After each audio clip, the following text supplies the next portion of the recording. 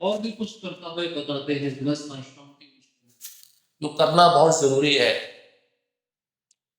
7वां स्कंद 14वां अध्याय श्लोक क्रमांक 10, 7.14.10। त्रिवर्गम नातिकृच्छ्रेण भजेत ग्रहमेत्यपि यथा देशम यथा कालम यावदेवोपपादितम। इसमें वो कहते हैं त्रिवर्गम, त्रि मतलब तीन, तीन वर्ग कौन कौन से? एक ब्रह्मचारी, सन्यासी और वानप्रस्थ, ये तीनों वैराग्य के आश्रम होते हैं।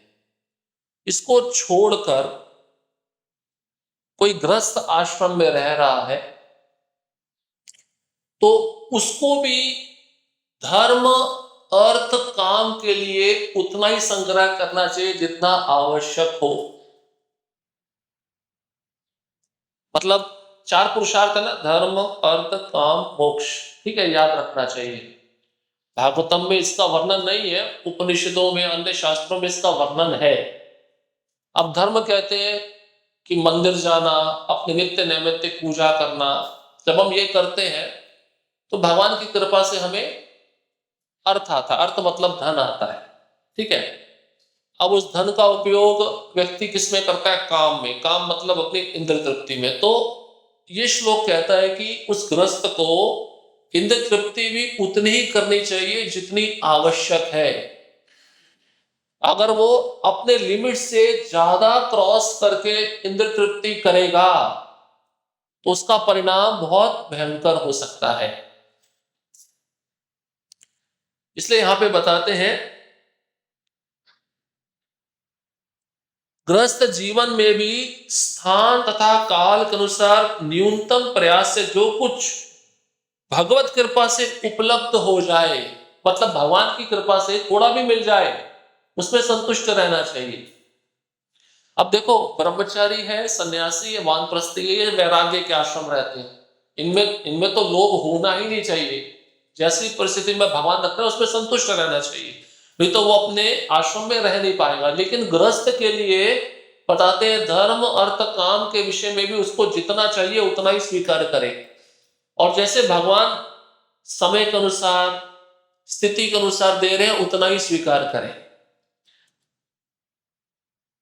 मतलब मनुष्य को अननेसेसरी उग्र कर्म में अपने को नहीं लगाना चाहिए। बेवजह उग्र कर्म में अपने को नहीं लगाना चाहिए। उग्र कर्म क्या होता है? प्रभुपाद जी इसका बहुत अच्छा वर्णन किए हैं। उग्र कर्म मतलब बड़ी बड़ी फैक्ट्रियां लगाना, दिन रात काम करना, इसको कहते हैं उग्र कर्म। मतलब सिंपल से डेफिनेशन है, भगवान की प्रकृति के विपरीत जाकर कार्य करना, उसको कहते हैं उग्र कर्म। जैसे हम कहते हैं ना, रात के समय सारे जीव जंतु सो जाते हैं। हाँ, क्वचित कुछ ऐसे जीव हैं जो जागते हैं, लेकिन 99% जीव तो सोते हैं ना। तो अगर रात्रि के समय भी जीव पैसा कमाने के लिए काम पे जा रहा है तो उसको उग्र कर्म ही कहा गया है। अननेसेसरी, बेवजह उसको अपने को उग्र कर्म में नहीं लगाना चाहिए। अब बहुत सारे भक्त ऐसे भी हैं कि जो नाइट शिफ्ट होता है, नाइट ड्यूटी होता है, प्रभु जी क्या करें, दूसरा कोई पर्याय नहीं है, हमें अपने जीवन का पालन करना है, अपने बच्चों को देखना है, जरूरी है, ठीक है। उससे भविष्य में क्या होगा, समस्या उत्पन्न हो सकती है। आपको शारीरिक बीमारी लग सकती है, मानसिक बीमारी लग सकती है। क्यों? क्योंकि आप प्रकृति के विपरीत जाकर कार्य कर रहे हो। तो प्रभुपाद जी तात्पर्य में लिखते हैं, इंद्र तृप्ति के लिए सबसे महत्वपूर्ण संस्कार विवाह है। तो ये काम में आ जाता है। इसलिए भगवान ने हर जीव के लिए सही व्यवस्था की हुई है शास्त्रों के निर्देशानुसार। अब भगवान जानते हैं पुरुष स्त्री के बिना नहीं रह सकता और स्त्री पुरुष के बिना नहीं रह सकती, इसलिए विवाह संस्कार बनाया है कि दोनों आराम से वैदिक परंपरा के अनुसार संकल्प लेते हुए, अनुष्ठान लेते हुए, विधि विधानों को स्वीकार करते हुए विवाह यज्ञ को संपन्न करें। उससे क्या होगा, बंधन बंध जाता है ना, एक जिम्मेदारी आ जाती है। अगर मान लीजिए विवाह नहीं होता तो व्यक्ति फिर कितना इंद्र तृप्ति करता, उसका कोई सीमा नहीं था। इसलिए भगवान जानते हैं, इसलिए भगवान ने शास्त्रों में सब चीजें दी है मनुष्यों को अपने कंट्रोल में रहने के लिए। अब मान लीजिए विवाह होकर भी वह पुरुष अगर दूसरी स्त्री पर नजर डाल रहा है तो क्या होगा? ये दंडनीय अपराध है, उसको इसका दंड मिलेगा, इसका सजा मिलेगा। यन मैथुनादि ग्रह मेदि सुखमितुच्छम, मैथुन यद्यपि जीवन की अत्यंत उन्नत आवश्यकता नहीं है। देखिए प्रभुपाद जी कह रहे हैं जो स्त्री पुरुष का संग है ये जीवन की उन्नत अवस्था की आवश्यकता नहीं है। आप देखिए भगवत गीता में भी कोई भी योग करना है, भगवान अर्जुन को सबसे पहले आदेश क्या देते हैं कि उसको अपनी इंद्रियों और मन पे नियंत्रण करना होगा और उसको मैथुन से मुक्त रहना पड़ेगा, तब वो योग की प्रक्रिया में अपने मन और इंद्रियों को स्थिर कर सकता है, अन्यथा संभव नहीं है। प्रभुपाद जी कहते हैं भक्ति कहां से शुरू होती है? भक्ति वहां से शुरू होती है जब व्यक्ति अपने मन और इंद्रियों को नियंत्रित करता है। अगर ये नहीं कर पा रहा तो भक्ति का प्रश्न ही नहीं उठता। तो हमने अपनी इंद्रियां, अपना मन कितना सीमित तक नियंत्रण किया ये हमें पता होना चाहिए। लेकिन भौतिक प्रवृत्तियों के कारण पशु और मनुष्य दोनों में ही कुछ ना कुछ इंद्र तृप्ति की आवश्यकता पड़ती है। तो भगवान हमारे पिता हैं, तो पिता जानते हैं ना पुत्र को क्या चाहिए, पिता ये भी जानते हैं इसका डिमांड क्या है, इसका इच्छा क्या है, इसलिए भगवान ने प्रकृति के द्वारा सब व्यवस्था किया है। अब व्यक्ति अगर प्रकृति का शोषण करे अपनी इंद्र तृप्ति के लिए तो उसका परिणाम फिर गलत होता है। इसलिए भगवान ने क्या कहा, जैसे मर्यादा पुरुषोत्तम भगवान श्री राम है, उन्होंने क्या धारण किया? एक पत्नी व्रत, सबके सामने आदर्श दिखाया ना। जबकि राजा को एक से ज्यादा पत्नी रखने का परमिशन है, अलाउ है, वो क्षत्रिय है, वो रजोगुण में है और रजोगुण में काम बढ़ता है तो वो उतना मेंटेनेंस भी कर सकता है। लेकिन आज का मनुष्य मेंटेनेंस कर सकता है क्या? नहीं कर सकता। आप शास्त्र में पढ़ो, पहले के क्षत्रिय राजा शिकार खेलने जाते थे, कारण बताया गया है उन शिकार में वो जिन पशुओं की हत्या करते थे उन पशुओं को यज्ञ में बलि चढ़ाने का विधान था जिससे उनको आगे मनुष्य जीवन मिल सके। अगर वो अननेसेसरी ज्यादा किलिंग करेंगे, ज्यादा मारेंगे तो फिर उसका अपराध लगता है। एक सीमित मात्रा में शिकार करना अलाउड किया जाता है और उसके बाद में फिर मंत्र की शक्ति कैसी है वो भी जांचा परखा जाता है, बहुत सारी चीजें हैं। लेकिन अब ये सब चीजें कलयुग में संभव नहीं है क्योंकि शुद्ध मंत्रोच्चारण करने वाला ब्राह्मण नहीं है। मंत्रों की शक्ति तो है लेकिन वो शुद्धता नहीं रही, इसलिए वो परिणाम नहीं मिलता। लेकिन फिर भी लोगों ने क्या किया, अपनी इंद्र तृप्ति के लिए कसाई खाने खोल रखे हैं। हर रोज कितने जीव जंतुओं की हत्या की जाती है। तो ये अननेसेसरी किलिंग है, ये उग्र कर्म है। ज्यादा पशुओं को काटना ये भी उग्र कर्म में आता है, इसमें नहीं लगना चाहिए। इसलिए ग्रस्त को बोला है जितना मिल जाए, यथा समय यथा कालम, मतलब परिस्थिति के अनुसार और समय के अनुसार ग्रस्त को जितना मिल जाए उतने में उसको संतुष्ट रहना चाहिए। अब ऐसा नहीं कि पड़ोस वाला ज्यादा अमीर है, उसके पास ज्यादा गाड़ी है तो मैं उतना पैसा कमाऊं जितना उसके स्थान तक पहुंच सकूं, ये इंद्र तृप्ति हो जाती है, ये उग्र कर्म हो जाता है।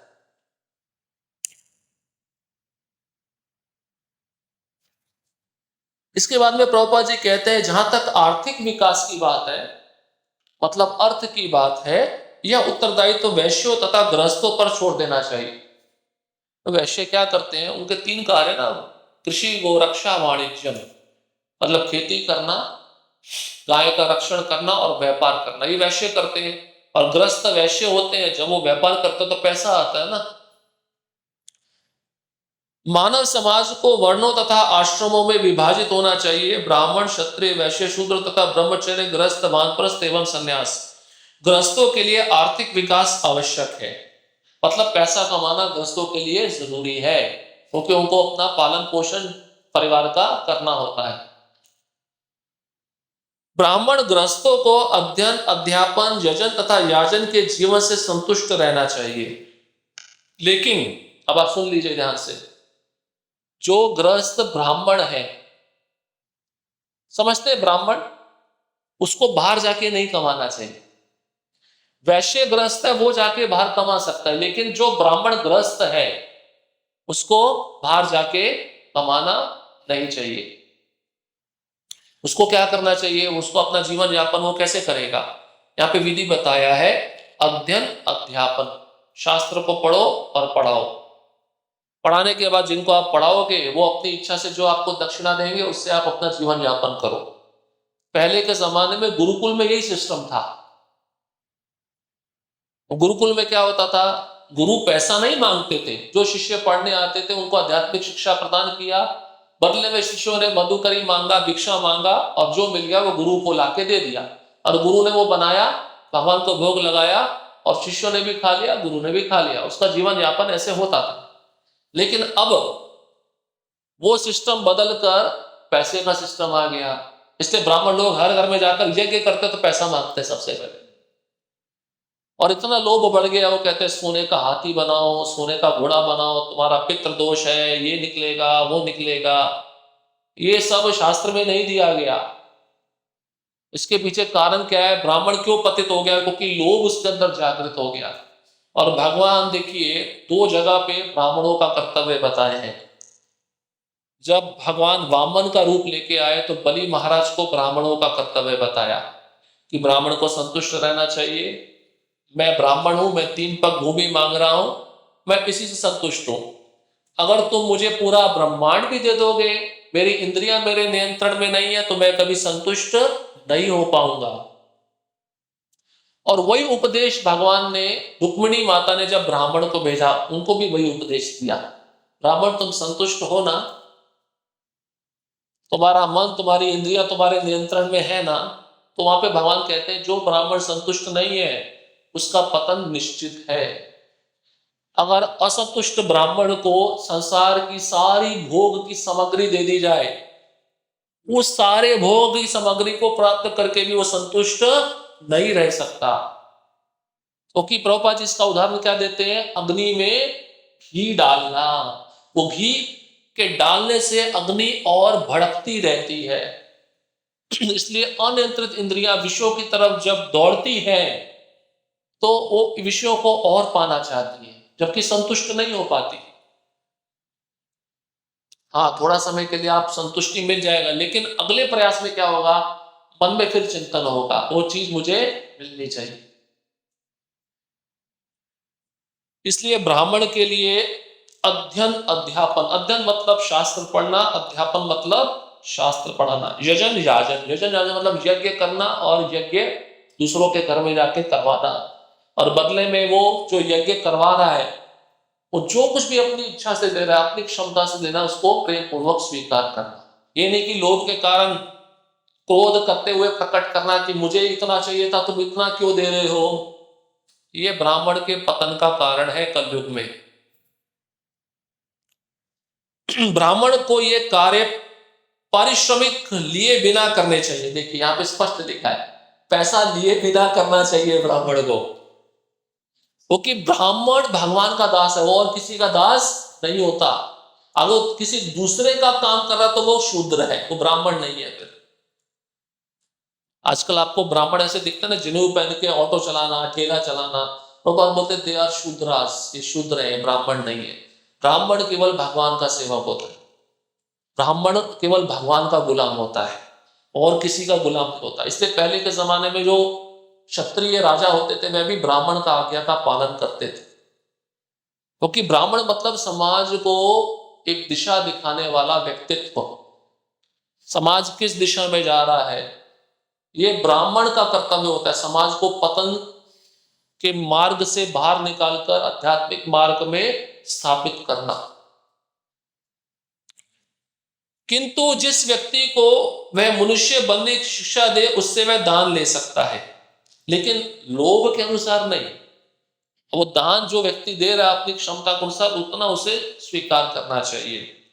जहां तक क्षत्रियों का संबंध है, वह पृथ्वी के राजा माने जाते हैं, और भूमि का वितरण वैश्यों में कृषि कार्यों, बुरुक्षा तथा व्यापार के लिए होना चाहिए। तो राजा का भी कर्तव्य बताया है कि उसको जो टैक्स आ रहा है, कर ले रहा है वो जनता से, उस टैक्स को कितने विभाजन में जनता के सुख सुविधा के लिए डालना चाहिए। अगर राजा ऐसा नहीं करेगा तो राजा अपनी स्थिति से गिर जाएगा, क्षत्रिय वो फिर नहीं कहलाता। क्षत्रिय के भी धर्म है ना, युद्ध में पीठ ना दिखाना, प्रजा का रक्षण करना, और जो आश्रित है उनको संरक्षण प्रदान करना, जैसे स्त्री, बच्चा, गाय, वृद्ध और ब्राह्मण। इन सबको सुरक्षा प्रदान करना क्षत्रिय का धर्म है। अगर क्षत्रिय ऐसा नहीं कर रहा है तो वो क्षत्रिय नहीं कहलाया जा सकता। ये वे विभिन्न वृत्तिपरक कर्तव्य हैं जिन्हें जीविकोपार्जन के लिए मनुष्य को करना चाहिए और इसी तरह मानव समाज को सरल होना चाहिए। किंतु इस समय प्रत्येक व्यक्ति तकनीकी विकास में लगा हुआ है। तकनीकी मतलब टेक्नोलॉजी, आधुनिक सुख सुविधा में लगा हुआ है, चाहे वो ब्राह्मण हो, क्षत्रिय हो, कोई भी हो, जिसे भगवत गीता में उग्र कर्म अर्थात अत्यंत कठिन प्रयास कहा गया है।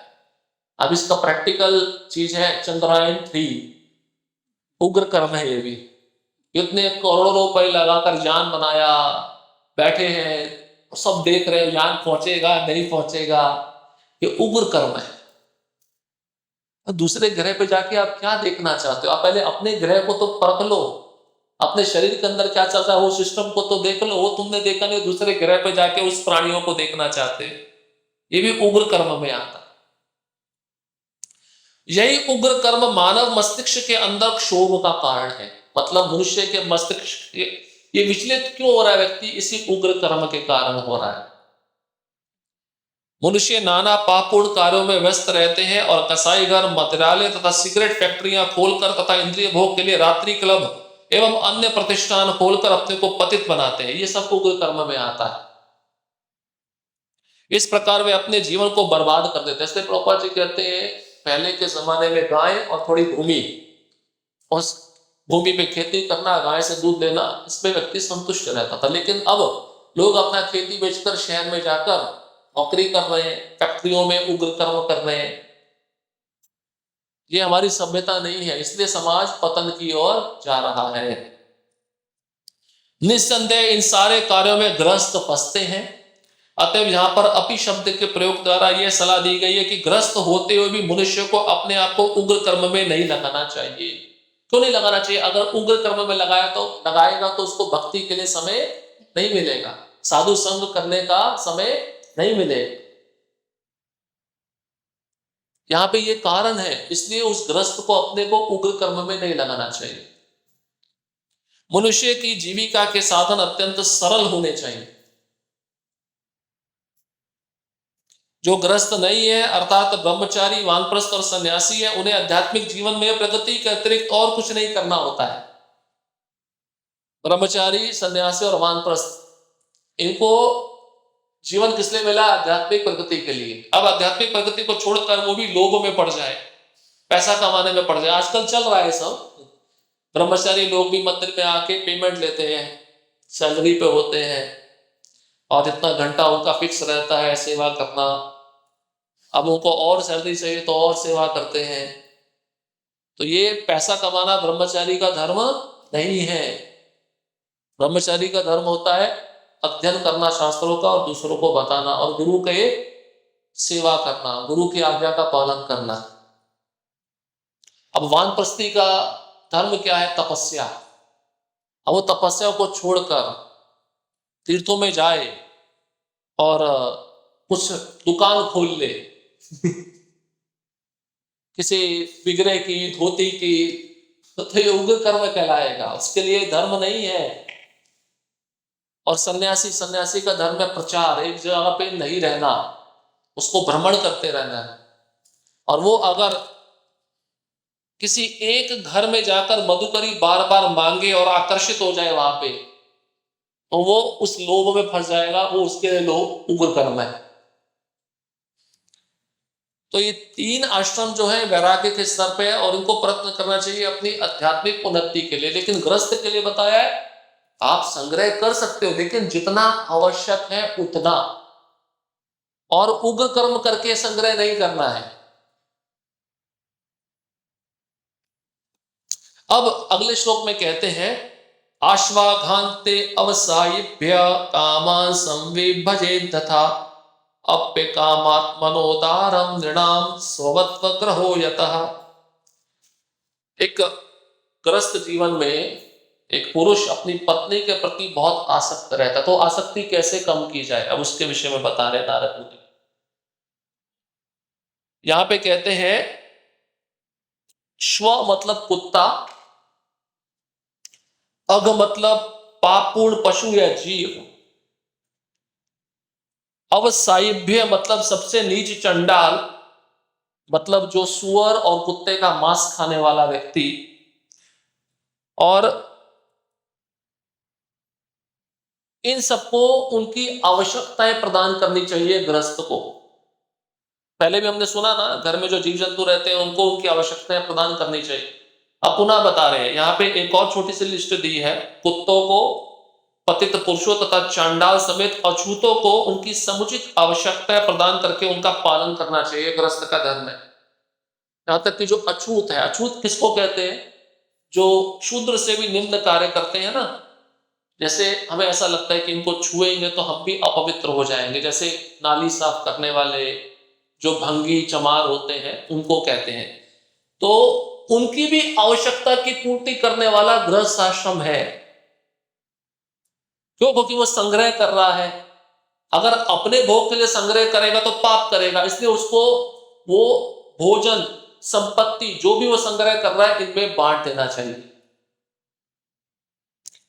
ये आवश्यकताएं गृहस्थों द्वारा पूरी की जानी चाहिए। जैसे मान लो कोई गरीब दिख गया, उसके पास पहनने के लिए वस्त्र नहीं है, तो उसको वस्त्र देना चाहिए। गृहस्थ का धर्म है। गृहस्थ में दान भी आता है, गृहस्थ को दान देना चाहिए, क्योंकि गृहस्थ के दान पर बाकी 3 आश्रम टिके हुए होते हैं।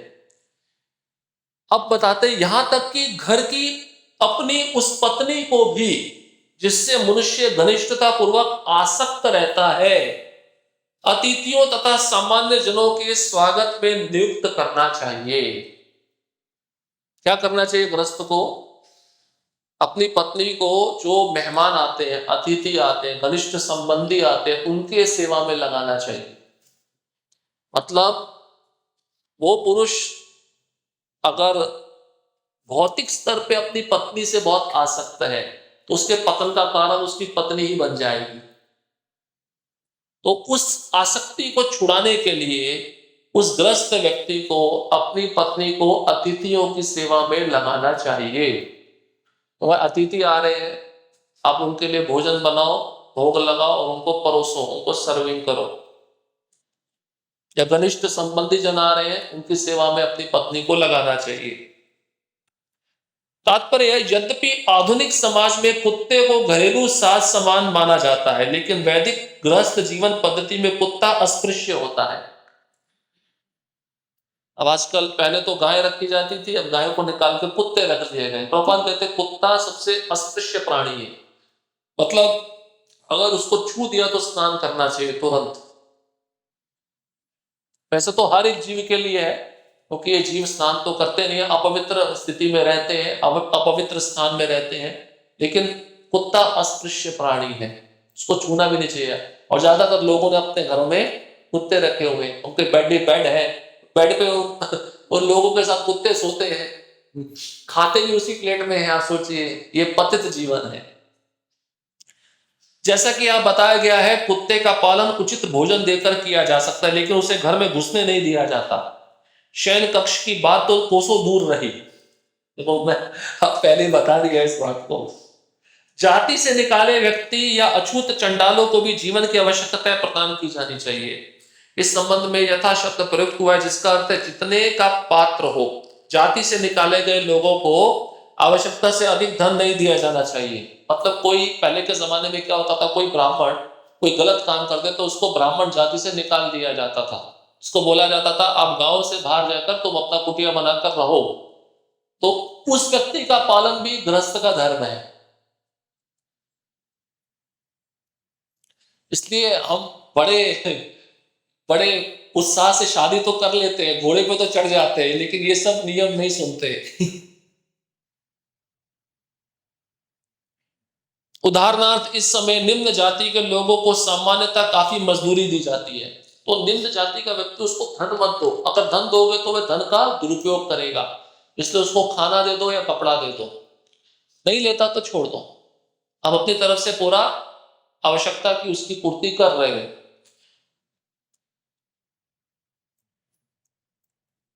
अपनी पत्नी को भी जनता की सेवा के लिए दे देने के पीछे यह भावना होती है, सुनिए, कि वे अपनी पत्नी के घनिष्ठ संबंध को अथवा अत्यधिक आसक्ति को धीरे धीरे त्याग दे। मतलब ज्यादा समय पत्नी पास में रहेगी तो पुरुष को लगता है मेरी सेवा कर रही है, ये मेरी है। आज ही मैं सुन रहा था, मैं और मेरा, मैं से भी ज्यादा खतरनाक मेरा होता है। मैं तो शरीर तक सीमित है। मैं जैसे ब्रह्मचारी में मैं की भावना होती है, मेरा कमरा, मेरा प्रसाद, मेरा मोबाइल, ये छूट सकता है आसक्ति। लेकिन गृहस्थ के अंदर मैं भी होता है और मेरा भी होता है। मेरी पत्नी, मेरा घर, उसको छोड़ना आसान नहीं होता। तो यहां पे बताया गया है कि नारद मुनि युधिष्ठिर महाराज को ऐसा क्यों कह रहे हैं कि वह अतिथियों की सेवा में अपनी पत्नी को लगाए। कारण यही है कि धीरे धीरे उसकी आसक्ति अपनी पत्नी के प्रति कम होती जाएगी, क्योंकि इसके कारण वह अपनी पत्नी को अपनी अर्धांगिनी या अपने से अभिन्न सोचता है। जैसे कि पहले ही सुझाया गया है, स्वामित्व की भावना को, यहां तक कि अपने परिवार के स्वामित्व को भी त्याग देना होगा। ये मेरा परिवार, मैं इसका पालन पोषण कर रहा हूं। भाई असली स्वामित्व कौन है? भगवान है, वो सबका पालन पोषण कर रहे हैं। आप थोड़ी ना स्वामित्व हो। पर हमने झूठे ही वो पद ग्रहण करके, स्वामित्व भाव को ग्रहण करके अपने को फंसा लिया, और ऐसा फंसा लिया है कि उससे बाहर निकलना मुश्किल होता है। उदाहरण बनाऊं, जैसे सफेद कमीज पे इंक का स्याही गिर जाए और आप उसको कितना रगड़ो, निकलेगा क्या? उस स्याही कमीज का साथ छोड़ता नहीं है और कमीज उस स्याही का साथ छोड़ती नहीं है। ऐसे ही जब व्यक्ति जो प्रधान होता है परिवार में, जब वो परिवार की भावना में रहकर ये सोचता है कि सारे मेरे पे आश्रित है, मैं इनका पालन पोषण कर रहा हूं और ये मेरे हैं, कृष्ण से संबंधित नहीं सोच रहा, अपने से संबंधित सोच रहा है, तो जब उस शर्ट को जोर से घिसा जाएगा तो वो फट जाएगी। ऐसे मनुष्य का जीवन होता है। जब वो ज्यादा आसक्त होता है तो उसमें फंस जाता है और उसी में दम तोड़ देता है। जैसे मल का कीड़ा, वो मल में ही जन्म लेता है और मल में ही फंस के दम तोड़ देता है। दूसरा उदाहरण प्रहलाद महाराज कहते हैं, कुकुर रेशम का वस्त्र बनता है ना, अपनी लार निकालता हो, जो आप वस्त्र पहनते हो रेशम का, वो कीड़े की लार है, थूक है, उसी में वो घूमता है, उसी में मर जाता है। ऐसे ही गृह में भी व्यक्ति का हालत होता है। वो उसी परिवार में रहता है, सोचता है मेरा मेरा मेरा, करते करते काल आता है, उसको सब खत्म कर देता है, नष्ट कर देता है।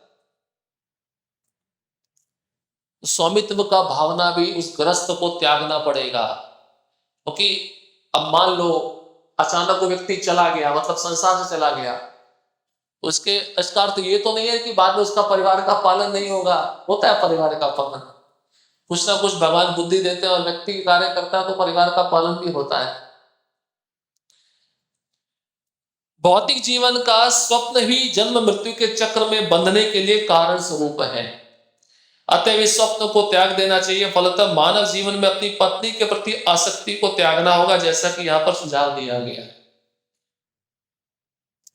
अब देखिए, आगे का श्लोक है, थोड़ा हैवी है, अब थोड़ा डाइजेस्ट करना मुश्किल होगा। जहात अदर्थे स्वान प्राणान हन्यादा पितरम गुरुम तस्याम स्वत्वम स्त्रियाम जध्यादस्तेन हजितोजिता। आप सोचेंगे प्रभु जी स्त्रियों के बारे में ज्यादा क्यों बताया गया है, पुरुषों के बारे में क्यों नहीं बताया गया? पुरुषों के बारे में भी बताया लेकिन कम बताया है।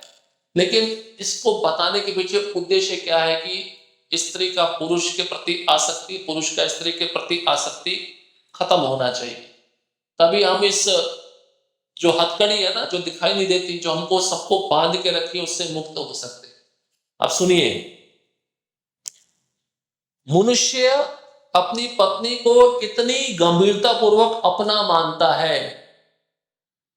भगवान उद्धव जी को एक जगह पे कहते हैं, अगर मैं तराजू लूं, तराजू में दो परले होते हैं, एक परले में गृहस्थ का सारा आसक्ति रख दो, उसका पैसा रख दो, उसका प्रॉपर्टी रख दो, उसका घर रख दो, उसका बैंक बैलेंस रख दो, और दूसरी तरफ उसकी पत्नी रख दो, बस।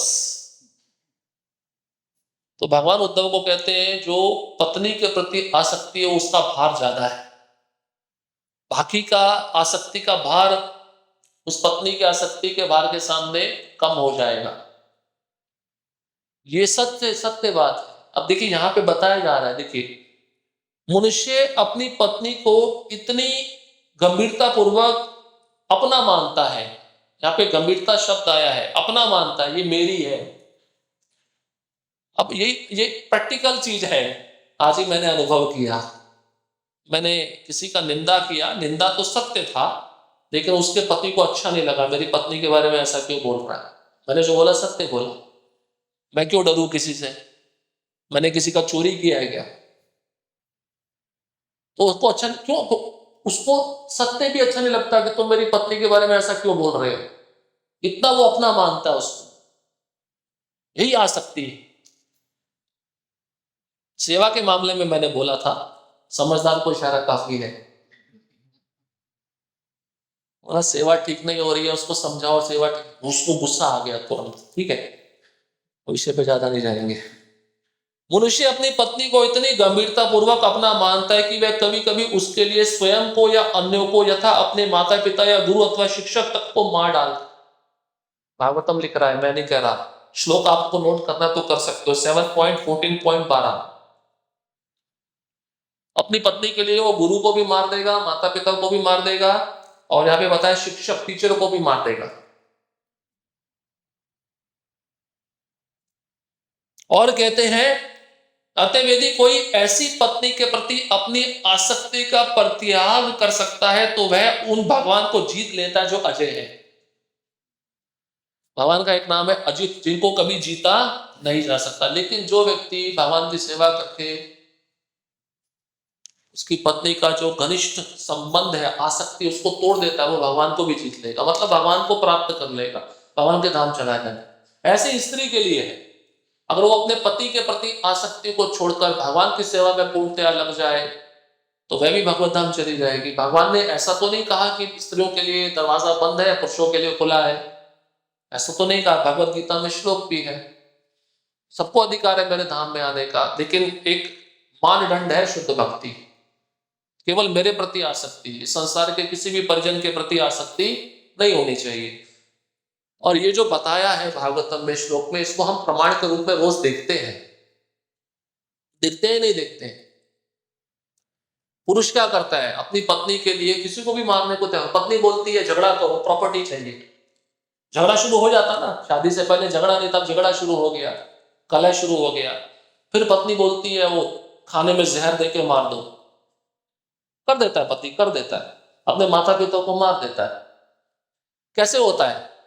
अब पत्नी बोल रही है ये तुम्हारी माँ है ना, बहुत तकलीफ दे रही है, इसको बाहर जाके छोड़ाओ, जंगल में छोड़ाओ। और प्रत्यक्ष देखा, माँ को बिठाया पीछे और बोला तेरे को घुमा के लाता हूं, लेके गया, जंगल में छोड़ के आ गया। वो बेचारी बूढ़ी है, वहीं पे तड़प रही। ये मारना नहीं है तो और क्या है?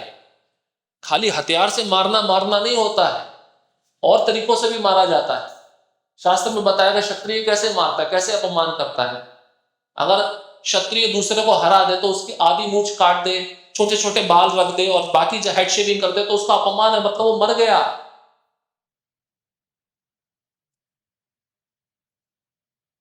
तात्पर्य प्रत्येक पति अपनी पत्नी पर अत्यधिक आसक्त रहता है, अतएव अपनी पत्नी से संबंध तोड़ पाना अति कठिन होता है। किंतु यदि कोई किसी भी प्रकार से उसे त्याग कर पूर्ण पुरुषोत्तम भगवान की सेवा कर सकता है तो किसी के द्वारा भी न जीते जा सकने वाले भगवान उस भक्त के वश में आ जाते हैं। यही, इसी आसक्ति को तोड़ना है, यही हमारे लिए सबसे बड़ा ग्रंथि है। और ये जो पति पत्नी का साथ है ना, वो बोलते हैं 7 जन्म, ये 7 जन्म नहीं है, ये 7 सेकंड भी नहीं है। सोच के बैठे हैं तेरा मेरा 7 जन्मों का साथ है। वही, हर जीव अपने कर्म से आया और कर्म से चला जाता है। अब पत्नी अगले जन्म में कौन से परिवार में कौन से रूप में जन्म ली पता नहीं, पति कौन से रूप में जन्म लिया पता नहीं। ये 7 जन्मों का साथ नहीं है, कर्म के अनुसार 2 तिनके लहर के प्रभाव से आके मिल गए और फिर एक लहर आई, उन तिनकों को अलग कर दिया। वही जीवन का सिद्धांत है। ऐसा कौन सा प्राणी है जो सुबह 4 पैरों पे चलता है, दोपहर में 2 पैरों पे चलता है, संध्या के समय 3 पैरों पे चलता है और रात के समय उसका कोई पैर नहीं होता, बता सकते हो?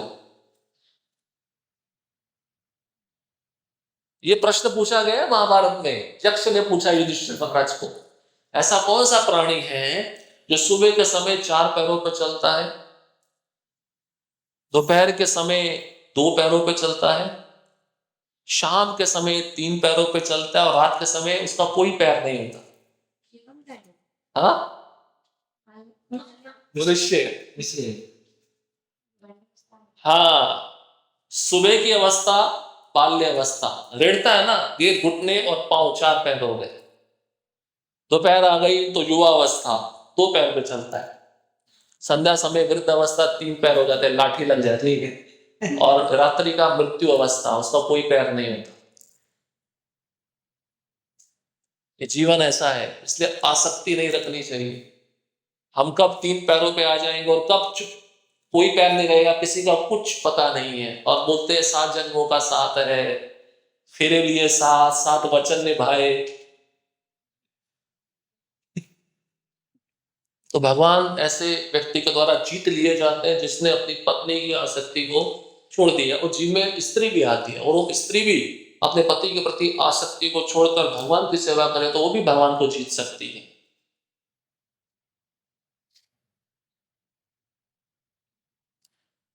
अब बताते हैं, अगर पत्नी के शरीर के प्रति इतनी आसक्ति है तो एक दिन तो शरीर जाने वाला है ना, उसका परिवर्तन कैसे होता है? चाहे स्त्री का हो, चाहे पुरुष का हो, चाहे किसी भी जीव के शरीर का अंत होता है तो कैसा होता है, उसके विषय में बता रहे हैं। कृमिविड भस्म निष्ठांतम क्वेदम तुच्छम कलेवरम क्वत्तदीय रतिर्भार्या क्वाया आत्मा नवच्छद्दति। समुचित विचार विमर्श करके मनुष्य को अपनी पत्नी के शरीर के प्रति आकर्षण त्याग देना चाहिए।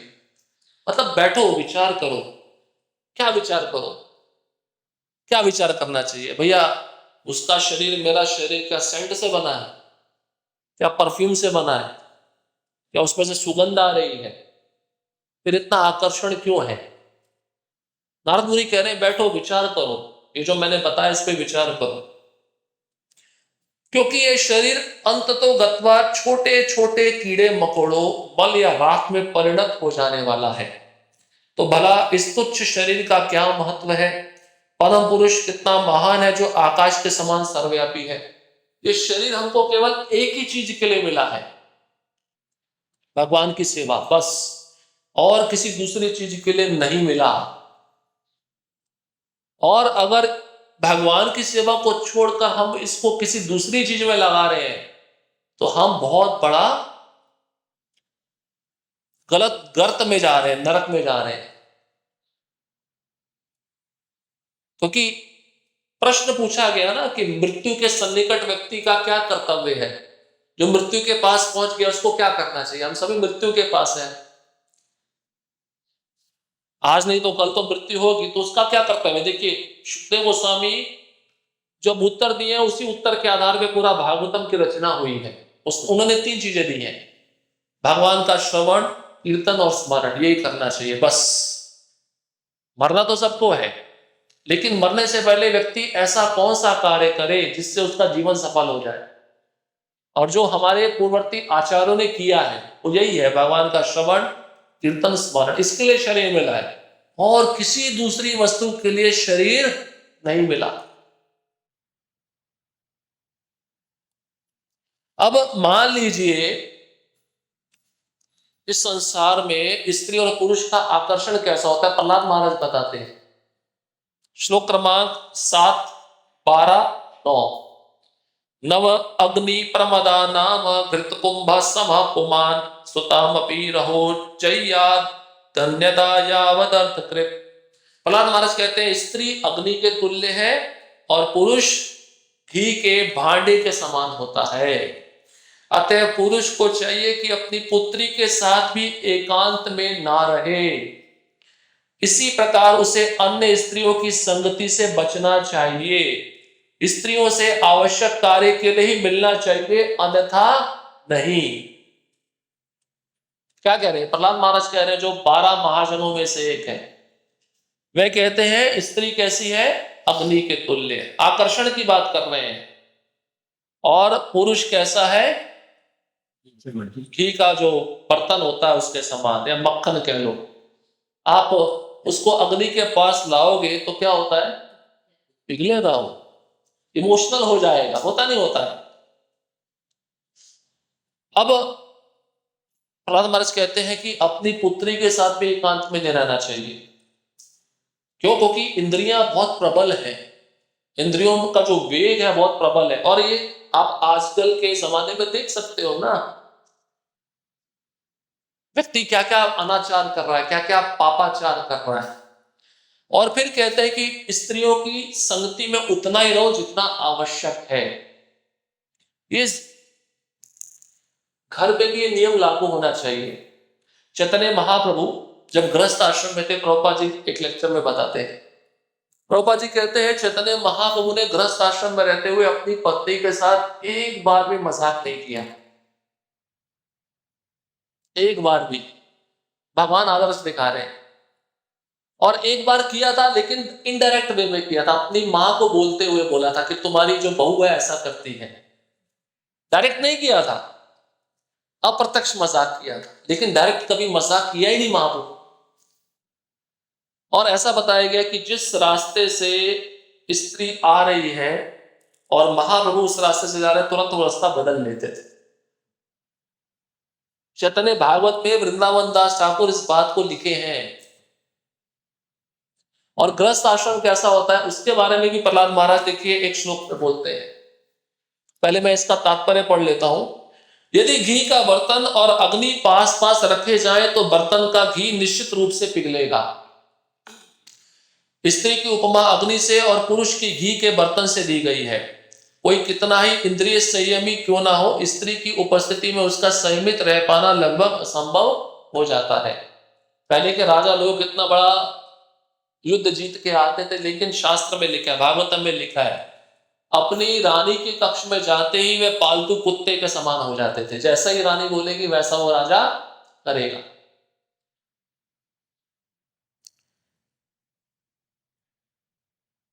भले ही वह स्त्री उसकी अपनी पुत्री, माता या बहन क्यों ना हो।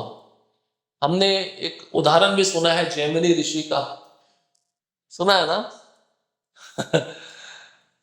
भागवतम में श्लोक आता है 9वें स्कंद में, इसमें बताया गया ययाति महाराज के प्रसंग में, मतलब एकांत में अपनी पुत्री, बहन या मां के साथ भी नहीं रहना चाहिए। तो ये श्लोक सुनकर जैमिनी ऋषि बोले, क्या बोल रहे हो व्यासदेव आप? गुरु जी आप ऐसा क्या बोल रहे हो, मजाक कर रहे हो आप, ये संबंध तो इतना पवित्र है। वो मानने को तैयार नहीं थे। ठीक है, उस समय स्थगित स्थगित कर दिया सभा। अब व्यासदेव तो स्वयं भगवान, उन्होंने लीला रचा। और जैमिनी ऋषि जो थे वह अकेले थे अपनी कुटिया में, और व्यासदेव जी बाहर गए हुए थे कुछ समिधा, लकड़ी, यज्ञशाला के लिए, कुछ कुशाघास चुनने के लिए। अब जैमिनी ऋषि अंदर थे, जोर से बरसात होने लगी, और एक व्यासदेव ने थोड़े समय के बाद क्या किया, जैमिनी ऋषि की पुत्री का ही रूप धारण कर लिया था, वेश बदल लिया, क्योंकि वो स्वयं भगवान है। अब बारिश में भीगते हुए वो आई, और भीगते हुए जब उसने देखा जैमिनी ऋषि ने, तो उसको आकर्षण पैदा हो गया, और उसने कहा कि ठीक है तुम इस कक्ष में चले जाओ और मेरे बोलने पे भी दरवाजा मत खोलना। अब एक बार देख लिया तो मन ललायित हो रहा था, अब क्या कर रही है, क्या कर रही है। वो उस कमरे की खिड़की के ऊपर चढ़ के देखने लगे, क्या कर रही है, क्या कर रही है। और वो अंदर से दरवाजा जोर जोर से खड़काने लगे, खोलो खोलो। उनको जाके मिलना था, और बाद में कुछ समय के बाद देखा वो जो स्त्री बनी थी वो व्यासदेव बन गई। तो व्यासदेव ने बोला मैंने तुमको जो बताया था वो सत्य है या नहीं है? बोले हाँ भाई गुरुदेव समझ गया सत्य है। तो यहाँ पे बताया गया है कि मन बहुत विचलित हो जाता है, इसलिए ये आध्यात्मिक प्रशिक्षण बहुत जरूरी है। यहाँ तक कि भक्ति सिद्धांत महाराज भी जब माताओं को दीक्षा देते थे, जो युवतियां थी उनके साथ एकांत में बातें नहीं करते थे। उनका पति हो, उनके पिता हो, तभी वो बात करते थे। अतः वैदिक सभ्यता पुरुषों तथा स्त्रियों के मिलने पर प्रतिबंध लगाती है। ये अभी रहा नहीं ना, को एजुकेशन हो गई। को एजुकेशन, को मतलब लड़का लड़की एक साथ पढ़े, तभी तो ये प्रॉब्लम होता है ना। कॉलेजों में क्या चल रहा है, संग होता है, शारीरिक गर्भपात होता है, ये सब चल रहा है। ये पाप का प्रचंड खेल चल रहा है। यदि कोई पुरुष स्त्री के इस संयोग के निषेध के मूल सिद्धांत को नहीं समझ सकता तो वह निरा पशु है, क्योंकि पशु ही अपनी माँ बहन और बेटी के साथ संग करते हैं ना, तो पशु है। प्रभुपाद जी लिख रहे हैं, यही इस श्लोक का भावार्थ। अब अगर गृहस्थ आश्रम को समझना हो और बारीकी से, तो प्रहलाद महाराज एक श्लोक में बोलते हैं, ये श्लोक बहुत प्रसिद्ध है, यन मैथुनादि ग्रहमेदि सुखम तुच्छम कंडूयनेन करोएव दुख दुखम तृप्यंति नेह कृपणा बहु दुख भाजा कंडूति वन मनसिजम विषहेत धीरा। प्रहलाद महाराज कहते हैं, विषय जीवन की तुलना खुजली दूर करने हेतु दो हाथों को रगड़ने से की गई है। एक एलर्जी होती है ना, स्किन एलर्जी हो जाती है, आप उसको ज्यादा खुजली करते हो तो खून निकलने लगता है, और खुजली में बहुत आनंद आता है ना। तो बोलते हैं ग्रह में भी जीवन ऐसा होता है, जब कोई पुरुष अपनी पत्नी के प्रति बहुत आसक्त है, उसका जीवन कैसा है, वो खुजली के समान, वो खुजली बार बार करता रहेगा, मतलब संग करता रहेगा। और यहाँ पे बताते हैं गृह मेदी अर्थात तथाकथित गृहस्थ जिन्हें कोई आध्यात्मिक ज्ञान नहीं है, सोचते हैं कि ये खुजलाना सर्वोत्कृष्ट सुख है। मतलब ये मैथुन स्त्री पुरुष का संग ही सबसे श्रेष्ठ सुख है संसार में, इससे बड़ा कोई सुख नहीं है। यद्यपि वास्तव में ये दुख की जड़ है। यहाँ पे दो बार दुख शब्द का प्रयोग किए हैं प्रहलाद महाराज, दुख दुखम। और भगवत गीता में भी कृष्ण एक श्लोक में बोले हैं कि विषयों का जो सुख है वो कहां से उत्पन्न होता है, स्पर्श से। स्पर्श मतलब मैथुन, उसी से उत्पन्न होता है, और यही सबसे बड़े दुख का कारण है। और बुद्धिमान व्यक्ति कभी भी इस सुख में रमण नहीं करता। तो ग्रस्त व्यक्ति जो बहुत दुखी है, तो ब्रह्मचारी को जाकर उससे पता लगाना चाहिए तेरे पास कितना दुख है। जो ब्रह्मचारी शादी करना चाहता है उसको जाके ग्रस्त को पूछना चाहिए, तेरे तुम आपके जीवन में कितना दुख चल रहा है, और उस ग्रस्त को भी प्रामाणिकता से बताना चाहिए सच में दुख है। कई लोग हमको बोलते हैं जी आप बहुत सुखी हो, बहुत सुखी हो। वो क्यों ऐसा कह रहे हैं, क्योंकि उनको कुछ अनुभव हो रहा है ना। तो बताते हैं बुद्धिमान व्यक्ति सुन के समझ जाता है। अब उससे कम बुद्धिमान हो तो वो अनुभव करके सीखता है, और उससे कम बुद्धिमान हो वो अनुभव करके भी सीखता नहीं, बार बार वो गलती करता रहता है। तो व्यक्ति को प्रथम श्रेणी में होना चाहिए। ठीक है, कोई समस्या नहीं गृहस्थ आश्रम है, लेकिन अब इससे निकले कैसे? हमारा आसक्ति, क्योंकि देखो जाना तो एक दिन है ही। आप ऐसा मत समझो कि जिस घर में मैं रह रहा हूं शाश्वत रूप से उसी घर में रहूंगा। हाल तो आएगा और अपना काम करके चला जाएगा, लेकिन उससे पहले हमें भी तो तैयारी करनी है ना। यही तैयारी, ये प्रिपरेशन है। आप एक बात सोचो, अगर कोई आपको अंधेरे में टॉर्च दिखा रहा है, वो सही काम कर रहा है या गलत काम कर रहा है? तो भागवत हमको प्रकाश दिखा रही है, तो सही काम कर रही है गलत काम कर रही है। लेकिन भक्त ग्रस्त भक्त बोलते हैं तो जी ऐसा क्यों बोल रहे हो आप हमारी निंदा कर रहे हो क्या, मजाक उड़ा रहे हो क्या? अरे भाई मजाक नहीं उड़ा रहे आपका, आपको अंधकार में टॉर्च दिखा रहे हैं, जाने का मार्ग है, यहां से निकलो। और अगर आप अंधेरे में रहना चाहते हो तो उसमें रहो, आराम से रहो, आपको किसने मना किया है? प्रॉब्लम यही है, हम देहात्म बुद्धि में इतने जकड़े हैं कि हमारा निंदा क्यों कर रहे हो आप? अरे भाई आपका निंदा नहीं है, भागवतम में सब बोला गया है, आप इसको स्वीकार करो। तुच्छम, प्रभुपाद एक जगह बोलते हैं, प्रभुपाद ने जब ये श्लोक बोला थूक दिया, व्यास आसन से थूक दिया वहीं पे। तुच्छम, तू तू गुरु महाराज भी बोलते तू मतलब तू, ऐसा बोलते। ये ऐसा विषय जीवन है, इसलिए प्रहलाद महाराज क्यों बोले ये अंधकूप के समान है, इसमें जब कोई गिर जाता है तो कभी भी निकल नहीं पाता, निकालना है तो उसको साधु संग बहुत स्ट्रांग करना पड़ेगा, उसको नियमित रूप से श्रवण करना पड़ेगा, साधु संग में आकर सेवा करनी पड़ेगी, कथा सुननी पड़ेगी, तब वो ग्रंथि ढीली होती है। इतना आसान नहीं उस ग्रंथि को ढीला करना। और फिर प्रश्न पूछते हैं, अरे प्रभु जी, प्रियव्रत महाराज ने भी तो शादी किया ना। अरे तुम उनके समान भक्त हो क्या? उन्होंने तो भगवान का दर्शन करके शादी किया। वो तो निकलना उनके लिए आसान है, आपके लिए निकलना आसान है क्या? परीक्षित महाराज ने भी शादी किया, उन्होंने तो माँ के गर्भ में दर्शन कर लिया था।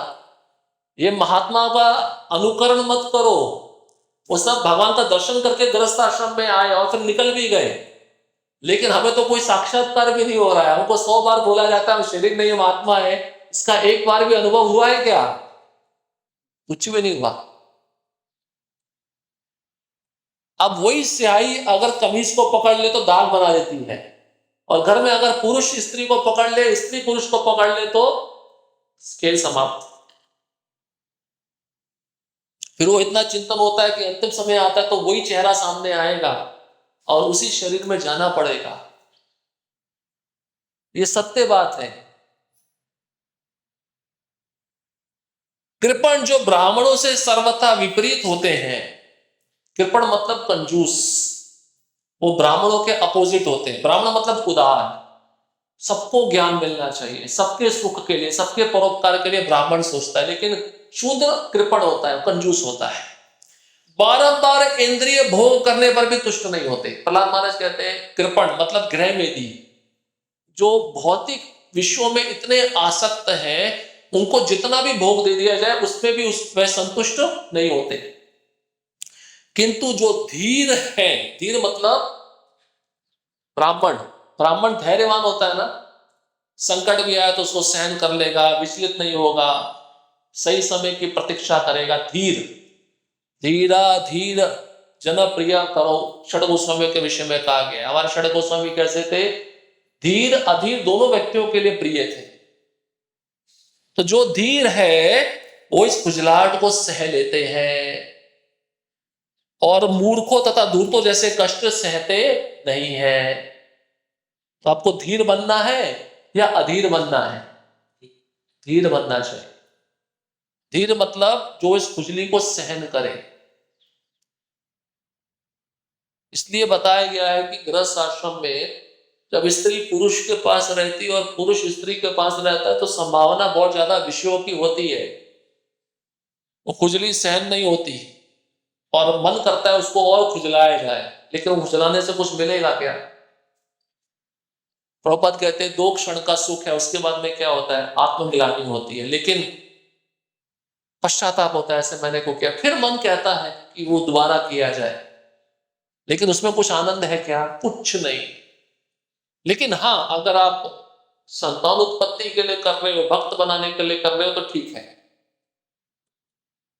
तो ये खुजलाहट से बचना चाहिए। खुजलाहट ही हमारी बीमारी का सबसे बड़ा कारण।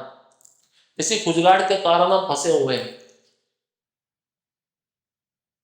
और ये खुजलाहट किसी को दिखती नहीं है, ये इनविजिबल है। ये काम जो होता है ना, इंद्रियों के द्वारा प्रवेश करता है। पहले देखने से वो आंखों के द्वारा हृदय में प्रवेश कर जाता है, फिर उस देखने का परिणाम क्या होता है? चिंतन होता है, चिंतन स्मरण होता है, फिर उसको पाने की इच्छा होती है। इसमें व्यक्ति इतना अंदर चला जाता है फिर बाहर नहीं आ पाता। इसके बहुत सारे उदाहरण है। बिल मंगल ठाकुर, अजामिल। तो बेटर है, चाहे स्त्री हो चाहे पुरुष हो, अपने को इस आसक्ति से दूर रखो। भौतिकतावादी सोचते हैं कि संसार का सबसे बड़ा सुख विषयासक्ति है, अतः वे अपनी इंद्रियों को विशेष रूप से काम इंद्रियों को तुष्ट करने के लिए बड़ी बड़ी योजनाएं बनाते हैं। ऐसा सामान्यतः सर्वत्र और विशेष रूप से पाश्चात्य जगत में पाया जाता है, जहां विशेष जीवन की तुष्टि के लिए विभिन्न प्रकार के नियमित प्रबंध होते हैं। अब वो प्रबंध सब भारत में भी हो रहे हैं, सब सुख सुविधा आ रही है उस काम इंद्रियों को तुष्ट करने के लिए। इसे जो 5 इंद्रियां दी है ना, ये 5 इंद्रियों के साथ में विषय भी दिए गए हैं कि जब इंद्रियां उस विषयों के संपर्क में आए तो कैसे फंस जाए। जैसे वो कांटे के संग में जब मछली आती है तो फंस जाती है, जब भंवरा उस फूल के संग में आता है तो फंस जाता है। जब हिरण के कान जब ध्वनि के संग में आते हैं तो फंस जाते हैं। ये सब विषय और इंद्रियों का वर्णन बहुत सूक्ष्मता से भागवतम में किया गया है। इसलिए बताते हैं कि अपने इंद्रियों को नियंत्रण कैसे किया जाए, कृष्ण की सेवा में लगाकर। हमारा ध्यान, हमारा मन केवल कृष्ण की सेवा में लगे रहना चाहिए। निरंतर कृष्ण चेतना में हमें उन्नति कैसे प्राप्त करें, ये हमारा विचार होना चाहिए मन में। ये सब कुछ बताया है, किंतु तथ्य यह है कि इससे कोई सुखी नहीं हो पाया है।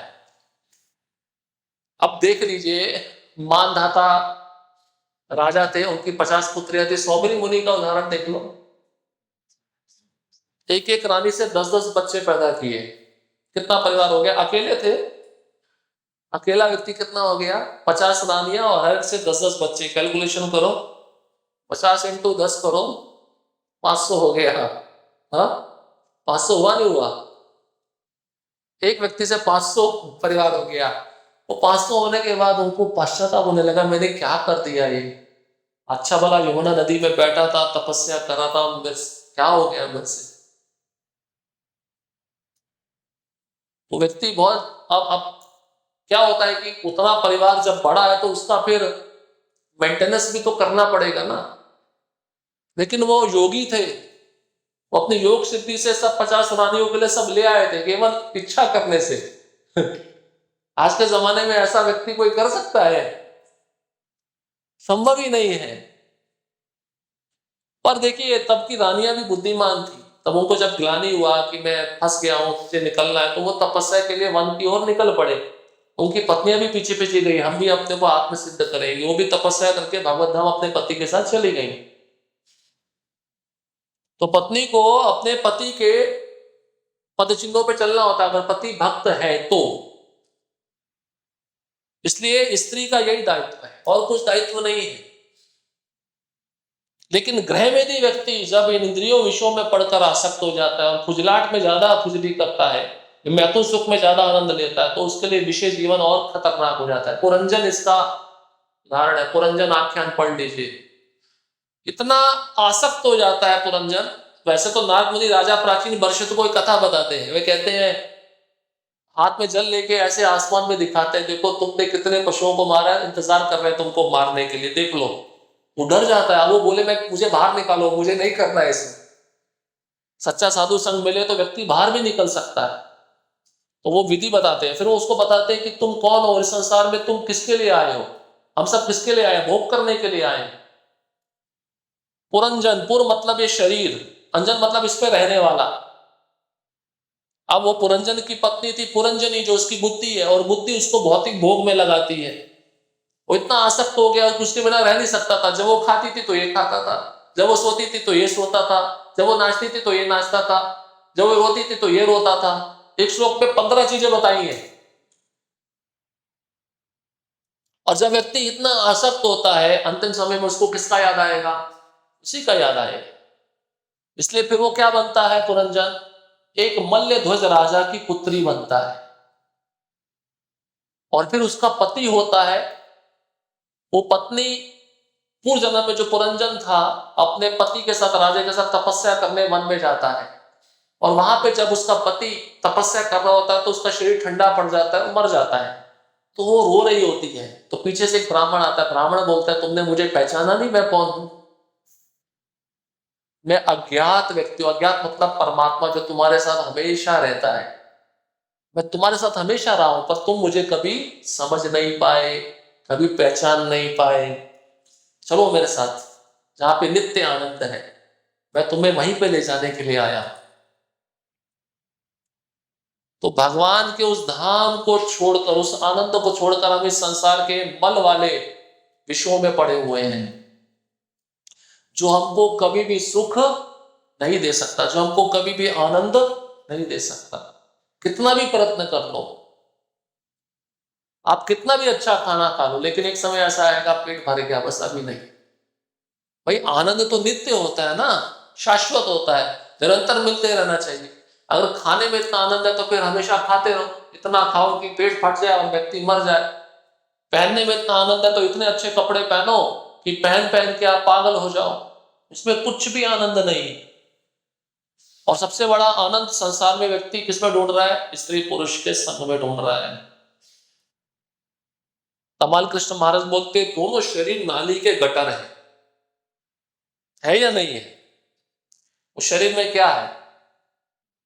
हाँ, बोलना बहुत आसान है, लेकिन जब इसको खोला जाएगा ना तो व्यक्ति देख नहीं पाएगा, बेहोश हो जाएगा।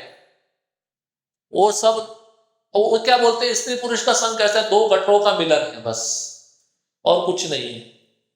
और व्यक्ति उसमें इतना रचा बसा पड़ा है कि उसको सब कुछ यही संसार का सौंदर्य लगता है। और शास्त्र इसको खोल के बता रहा है। आपका सर्जरी कर रहा है शास्त्र, पोस्टमार्टम कर रहा है। जैसे मरने के बाद एक लाश का पोस्टमार्टम किया जाता है ना, ये कैसे मरा, वैसे पोस्टमार्टम होता है। अच्छा जीते जी पोस्टमार्टम हो जाए मरने के बाद तो कोई नहीं करेगा, ये जीते जी पोस्टमार्टम हो रहा है। इसलिए इसको इस पोस्टमार्टम को पढ़ना चाहिए, सुनना चाहिए, ये हमारे आध्यात्मिक उन्नति के लिए है। अब इसके बाद में कहते हैं, यहां तक कि वे हिप्पी भी जिन्होंने अपने बाप दादों को के भौतिक सुखों का परित्याग कर दिया, विषय जीवन के सनसनीखेज सुख नहीं त्याग सके। मतलब ये हिप्पी लोग थे, इनके पास पैसे की कोई कमी नहीं है, लेकिन फिर भी इनको स्त्री संग चाहिए। इतना रिच होते हुए, इतने अमीर होते हुए भी वह विषय जीवन को त्याग नहीं पा रहे। लेकिन जैसे हरिनाम लेना शुरू किया, जैसे प्रभुपाद का शुद्ध भक्त का संग मिला, प्रसाद लेना शुरू किया, श्रवण करना शुरू किया, इनका ये विषय जीवन खत्म होता गया, धीरे धीरे इसका ग्रंथि कटता गया। इसका आप देख लीजिए, इसका प्रमाण है। उसमें से कितने मलेच्छों को प्रभुपाद ने संन्यास दीक्षा प्रदान किया, ये प्रमाण है। ये केवल भगवान की सेवा से ही ये ग्रंथि छूट सकती है, अन्यथा नहीं छूट सकेगी। और इस ग्रंथि को काटना ही बहुत मुश्किल है। प्रभुपाद जी कहते थे 75% मेरे शिष्य ग्रस्त द्वारा जन्म लेंगे। 75% प्रभुपाद जी भूले हैं इस बात को, क्योंकि वो आसक्त है।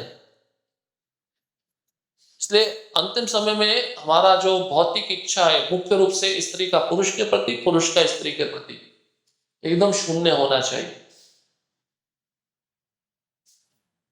फिर कहा गया है, ऐसे लोगों को यहां पर कृपण कहा गया। यह मनुष्य जीवन एक महान निधि है, क्योंकि इसी जीवन में मनुष्य अपने जीवन लक्ष्य को पूरा कर सकता है। सही बात है ना, आपको ये जीवन दिया है, ये दोबारा नहीं मिलेगा। आप ऐसा मत सोचो कि ये अभी मिल गया तो दोबारा भी चांस है। हाँ, अगर भक्ति पद से थोड़ा सा नीचे गिर गए तो दोबारा मिल सकता है वो जीवन, लेकिन परिस्थिति क्या होगी वो हमें पता नहीं। भक्ति में जीवन का वातावरण होगा वो हमें पता नहीं, लेकिन उस जीवन जो हमें मिला उसका लाभ उठाना चाहिए। निधि, निधि मतलब बहुत बड़ा खजाना दिया भगवान। हमारा समय कैसा है, हमारा कितना आयु बीत गया, कितना बचा है, उसका भी चिंतन करना चाहिए, और जो बचा हुआ समय कैसे सदुपयोग करें बस।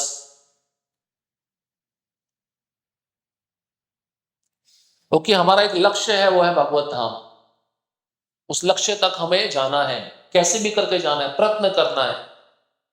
पापा जी कहते हैं बाय हुक और बाय क्रुक, कैसे भी करके हमें भगवत धाम के लिए जाना है, उसके लिए हमें अपनी तैयारी करनी होगी। किंतु दुर्भाग्यवश शिक्षा तथा संस्कृति के अभाव में लोग विषय जीवन के मिथ्या सुख के शिकार बनाए जाते हैं।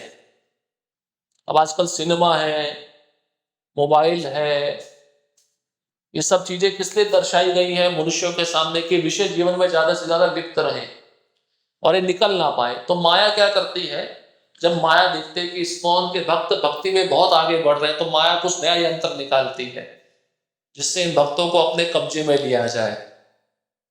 वो यंत्र अनेक प्रकार के हो सकते हैं, और भक्त जब सही से उन यंत्रों का इस्तेमाल नहीं करते या भगवान की सेवा में उन यंत्रों का इस्तेमाल ठीक से नहीं करते, तो फिर उनके लिए मुसीबत खड़ी होती है। और बहुत सारे भक्त विषय जीवन में चले भी जाते हैं, जो वापस कभी भी नहीं आ पाते। इसलिए प्रहलाद महाराज ये उपदेश देते हैं कि इस इंद्र तृप्ति की सभ्यता से विशेष रूप से विषय जीवन से भ्रमित ना हुआ जाए। मनुष्य को धीर होना चाहिए, इंद्र तृप्ति से बचना चाहिए और कृष्ण भावना भावित होना चाहिए।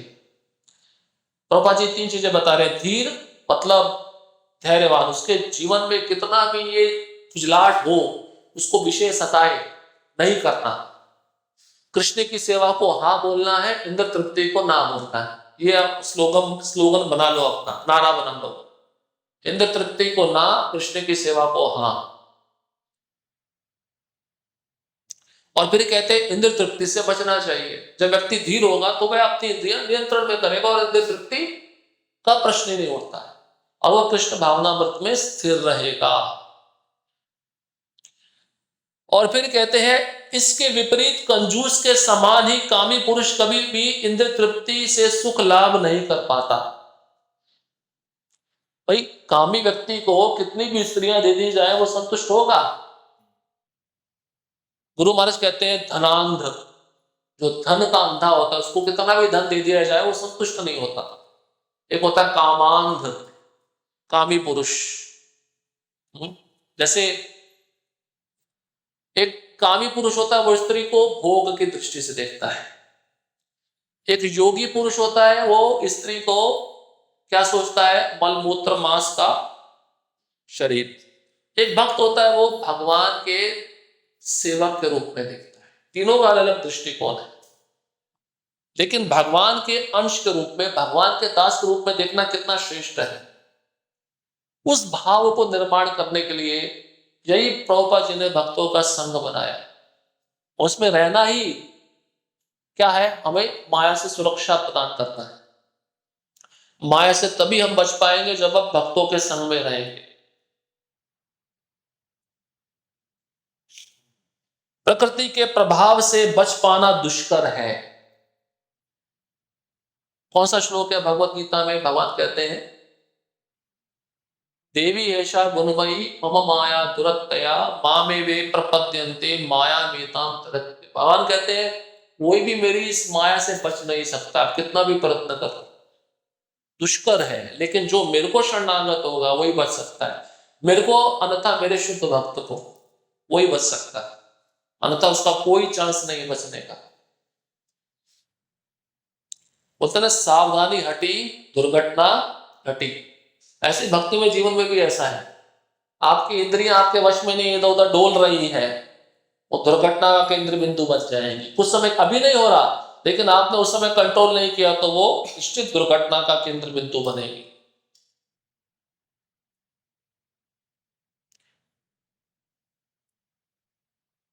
यदि कोई स्वेच्छा से कृष्ण के चरण कमलों में आत्मसमर्पण करता है तो वह आसानी से बच सकता है। तो प्रभुपाद जी यमुनाचार्य का श्लोक कोट कर रहे हैं। यमुनाचार्य की 50 रानियां थी। शुरुआत में वो कृष्ण के भक्त थे, भगवत गीता पढ़ते थे, लेकिन एक राजा के वश के कारण, आधा राज्य मिल जाने के कारण 50 रानियां मिल गई, भोग की संपत्ति मिल गई, उस पर इतना लिप्त हो गए कि भक्ति में जीवन को भूल गए। लेकिन कुछ भक्तों ने आकर उनके सामने भगवत गीता का श्लोक पढ़ा तो उनको अपना भक्ति में जीवन स्मरण आ गया। भक्ति में जीवन में जो भाव की अवस्था थी वो स्मरण आ गई, तो वह उन रानियों को छोड़कर पुनः भक्ति में जीवन में चले गए। लेकिन उस जीवन में जाने के बाद भी उनको कभी कभी उन रानियों का स्मरण होता था। और उसके विषय में यमुनाचार्य कहते हैं जब भक्ति करते करते मैं उन विषयों का चिंतन करता हूं तो उस पर मुझे थूकना आता है। भाव के स्तर पे भी चिंतन होता है। हम तो अभी अनर्थ के स्तर पे हैं। हमने सुना ना, आदो श्रद्धा साधु संग भजन क्रिया अनर्थ निवृत्ति निष्ठा रुचि आसक्ति भाव प्रेम। प्रेम से पहले का दशा भाव। उस स्तर पे भी चिंतन होगा, लेकिन वो आसक्त नहीं रहता, लेकिन वो पश्चाताप करता है। इतना सुंदर कृष्ण का रूप है, उसको देखकर, उसका श्रवण करके, उसकी सेवा करके मुझे फिर भी इन विषय जीवन का याद आ रहा है, तो मुझे रोना आता है, थूकता है उस बात। तो भाव के स्तर पे इतना थोड़ा सा चिंतन होता है, तो हमारे आचार्य थूकते हैं, तो अनर्थ के स्तर पे कितना चिंतन होता होगा आप सोचिए।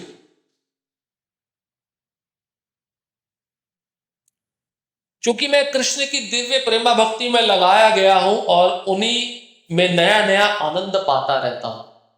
कृष्ण मतलब सर्व आकर्षक, सबसे प्राचीनतम है, सबसे पुराने, लेकिन सबसे नए दिखते हैं।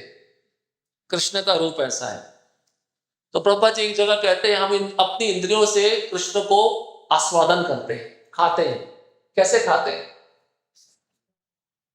आंखों से भी हम कृष्ण को खाते हैं, देखने से उनका रूप ग्रहण कर रहे हैं। इन आंखों का आहार क्या है? रूप। आंखों का खाना क्या है? रूप। कानों से भी हम कृष्ण को खाते हैं, श्रवण करके, जैसे अभी खा रहे हो आप। जीवा से तो खाते ही हैं प्रसाद, लेकिन वो याद रहता है, बाकी खाना याद नहीं रहता। फिर नासिका से भी खाते हैं, उनके चरणों में चढ़ा गया तुलसी और पुष्प को सूंघकर। तो इन सब इंद्रियों से अगर हम कृष्ण को ग्रहण करेंगे तो ये विषय जीवन हमारे को कभी भी नहीं सताएगा। बिलमंगल ठाकुर का भी उदाहरण है। विषय जीवन में इतने लिप्त थे, वो प्रसंग तो पूरा नहीं सुनाएंगे, लेकिन देखिए वृंदावन की तरफ चले गए, फिर भी उनको वो वासना सता रही। और उन्होंने सोचा कि कृष्ण की भक्ति करते हुए इस वासना अगर आ रही तो इन इंद्रियों को रखने का क्या अर्थ है? जो आंखें कृष्ण को देखनी चाहिए वो विषय वासना को देख रही है, तो इससे अच्छा इन आंखों का रहना नहीं होना चाहिए। ये बड़े बड़े आचार्य ही कर सकते। तुकाराम महाराज भी ऐसा बोले, अगर आंखों से विषय जीवन दिखता तो अंधा होना ही अच्छा है। उन्होंने क्या किया? पिंड लेके आंख में मार दी। तब कृष्ण आ गए और उनका हाथ पकड़ के उनको लेकर गए, और उन्होंने ऐसा ग्रंथ लिखा कृष्ण कर्णामृत, जो राधा रानी और गोपियों से संबंधित विषय का बहुत ऊंचा भाव है।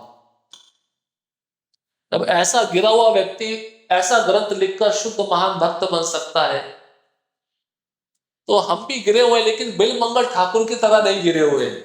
हम भी उस स्तर पे जा सकते हैं। हमारा एक प्रयत्न होना चाहिए। प्रभुपाद जी कहते हैं इसी जन्म में भगवत धाम जाने का प्रयत्न करो, प्रयास करो, पूरा कोशिश करो। मैं तुम 75% कोशिश कर लो, 25% मैं आपको मदद करके लेके जाऊंगा। 75% मतलब निष्ठा के स्तर पे आ जाओ, अनर्थ निवृत्ति को पार कर दो। वो प्रयत्न हमको करना है और इसी जीवन में करना है, क्योंकि दूसरे जीवन का गारंटी नहीं है। आप बोले प्रभु जी दूसरा जीवन भी तो मिलेगा इचलकरंजी में, इस्कॉन में मिल जाएगा, ऐसा नहीं है। पता नहीं कहाँ मिलेगा, कौन से परिवार में मिलेगा, कुछ भी बता नहीं सकते। वो हमारी चिंतन पे आधारित होता है। आपका जो भी चिंतन है ना, वो ब्लूप्रिंट हो रहा है अंदर। कितने मात्रा में आप किस विषय का ज्यादा चिंतन कर रहे हो, उसका मात्रा नोट होता जा रहा है, और जिस मात्रा का विषय ज्यादा होगा वही चिंतन होगा। आप ऐसा मत समझो भगवान आपसे गद्दारी करेंगे, वो किसी से गद्दारी नहीं करते। वो आपके हिसाब से आपने जो चिंतन किया वो आपको हिसाब किताब देंगे पूरा।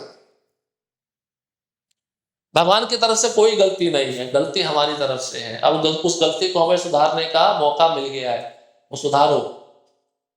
बस यहां से किसी भी तरह से निकलना है।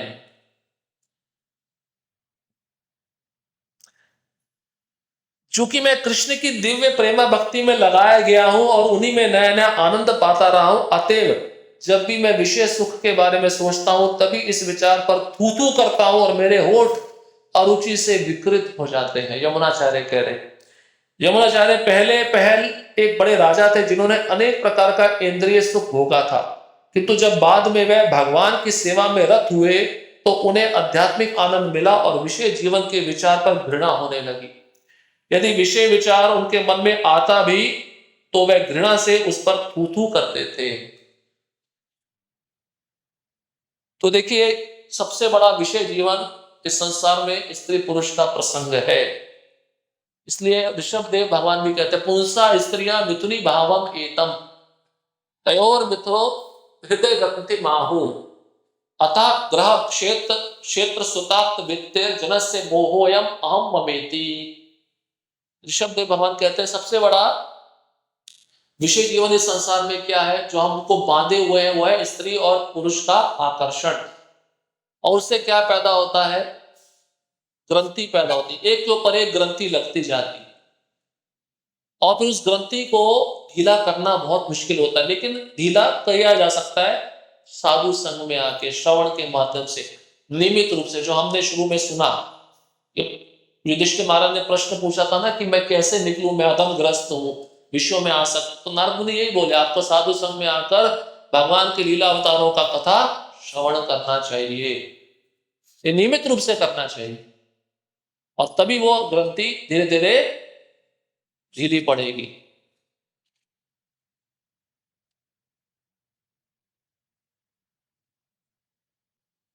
तात्पर्य, अब हम सत्र कर रहे थे आदर्श पारिवारिक जीवन का, उस श्लोक पे आते हैं। ये आखिरी श्लोक है।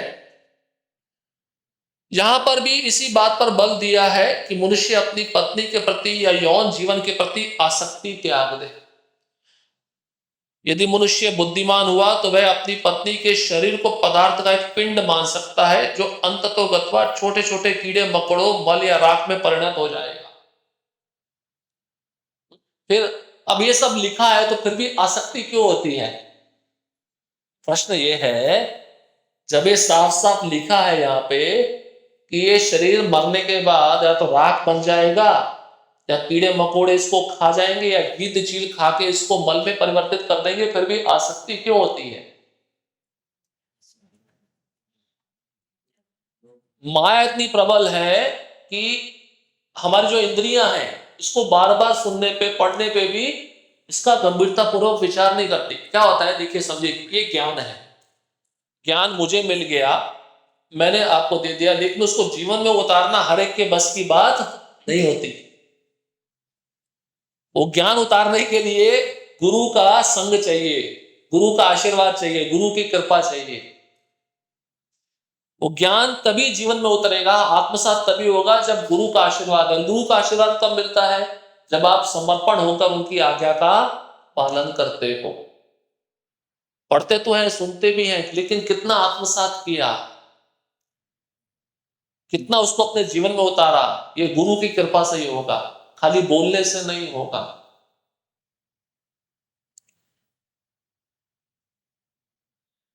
डायरेक्ट बात है, सीधा बताता हूं। एक बार मैंने सुना था, परम पूज्य राधानाथ महाराज के एक गृहस्थ शिष्य थे, बहुत लंबे समय तक भक्ति कर रहे थे, बहुत वरिष्ठ थे। तो उन्होंने अपने गुरु के सामने जाकर सच्चाई बताई, अपना काला चिट्ठा बताया। ऐसे शिष्य भी बहुत कम होते हैं। तो उन्होंने बोला, गुरु महाराज, मुझे बहुत अपनी पत्नी के प्रति आसक्ति है। महाराज भी डायरेक्ट थे, महाराज जानते हैं कैसे काटना इसकी आसक्ति को। महाराज ने बोला, आपके पत्नी के कौन से शरीर के भाग के प्रति आपको आसक्ति है, ये बताओ। ये पूछना प्रश्न भी बड़ा डेंजर है, आसान नहीं है, सन्यासी पूछ रहे हैं। ये शिष्य भी अब शरणागत हो गए तो सब बताना पड़ेगा ना, खोल के। बीमारी आ गई तो बीमारी खोल के बतानी पड़ती है, नहीं बताओगे तो बीमारी रह जाएगी, तुम्हारा और कल्याण कर देगी फिर। तो उसने बोला, मुझे अपनी पत्नी के स्तन के प्रति बहुत आकर्षित होता हूं। तो महाराज बोले, अगर मैं उस स्तनों को काट के तुमको प्लेट में सर्व करूं तब तुम क्या करोगे? ये बात सुनते ही वो शिष्य धाम से गिर पड़ा, और उसके बाद जो आसक्ति थी सब चली गई। बोले, मैं तुमको सर्व करूं, वो क्या है? कुछ भी नहीं है। अंदर क्या है? बाहर से भगवान ने ऐसा चीज बनाया है कि व्यक्ति पागल हो जाएगा। पुरुष के शरीर में भी कुछ अंग ऐसे जो स्त्री देख के पागल हो जाती है, और स्त्री के शरीर में भी कुछ अंग ऐसे जो पुरुष देख के पागल हो जाता है। यही तो कारण है माया का। अब वो चीज काट दी जाए और आपको दी जाए, आप उसको स्वीकार करो, ग्रहण करो, तो क्या होगा? आप उसको स्वीकार करोगे। जब तक वो शरीर के अंग पे लगा है आपको आकर्षण पैदा हो रहा है, जैसे वो शरीर के अंग से कट गया आपका आकर्षण चला गया। ऐसे ही हम कृष्ण के साथ जुड़े हुए हैं तो स्वस्थ है, कृष्ण से अलग हो गए तो हम बीमारी में हैं, हमारा नॉर्मल स्थिति खत्म हो गया। इसलिए शंकराचार्य भी एक जगह पे बोले हैं, नारी स्तन भर नाभि देशाम हृदयावामा मोहावेश्याम एता माम सुभासादि विकार मनसी विचिंतम वारम वारम। पुरुष के लिए भी बोला है, ये हड्डी मांस मज्जा स्थूल मल मूत्र पीव कफ पित्त वायु का ढांचा है, वो स्त्री के लिए भी बोला है। लेकिन कुछ चीजें ऐसी जिसको देखने पे आकर्षण होता है, क्यों? क्योंकि आपको ज्ञान आपने आत्मसात नहीं किया, इसलिए शास्त्र चक्षु से देखना चाहिए। जब व्यक्ति शास्त्र चक्षु से देखता है तब वो ज्ञान को सही रूप में फिल्टर करके स्वीकार करता है, और वो शास्त्र चक्षु हमको गुरुजन प्रदान कर सकते हैं। इसलिए नियमित रूप से अध्ययन श्रवण बहुत जरूरी है। ये नहीं होगा ना तो संसार की जो चकाचौंध है उसके प्रति आकर्षण बढ़ता ही जाएगा, और हर चीज चमकती हुई चीज सोना नहीं होती, और माया यही करती है, हमको इस संसार का हर एक वस्तु सोना दिखाती है और व्यक्ति इसी में फंस जाता है।